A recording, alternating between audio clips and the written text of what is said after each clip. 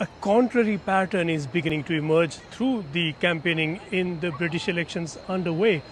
Face to face with Labour leader Keir Starmer, Prime Minister Rishi Sunak is coming across as the more forceful, even the more convincing candidate. We saw that in the first debate between the two leaders, and we saw that again in the last one just days before polling.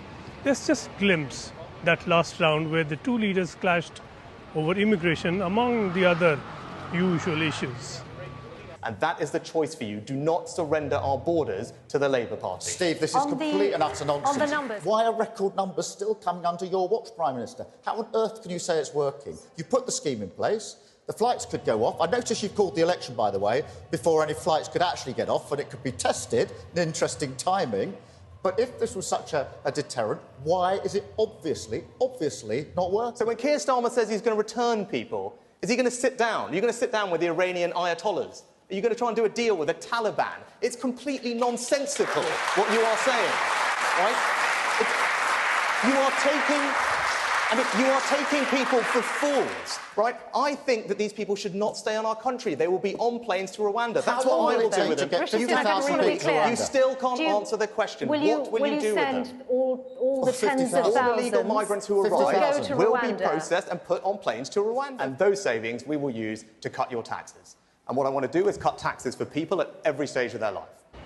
And then again, Sunak is appearing more convincing over tax cuts, the other hugely controversial issue.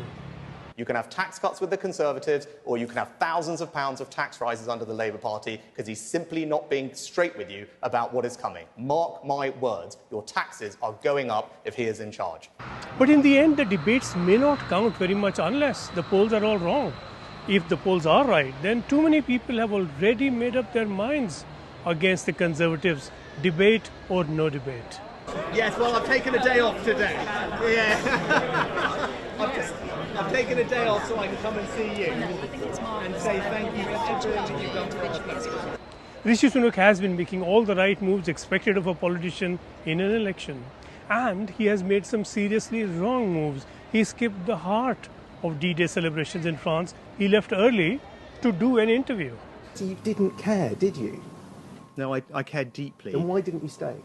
As I said, the itinerary for these events was set weeks ago, before the general election campaign. I participated in events both in Portsmouth and in France, and having fully participated in all the British events with British veterans, I returned home before the International Leaders event. That was a mistake, and I apologise for that. But I will always be proud of our record in supporting veterans here in the UK. Whatever Sunak does or not, the Conservatives are 20 points behind, and that seems not to change.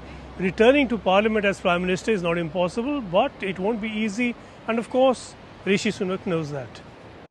I'm not blind to the fact that people are frustrated with our party and frustrated with me. Things have not always been easy, and we have not got everything right. But we are the only party in this election with the big ideas to make our country a better place to live.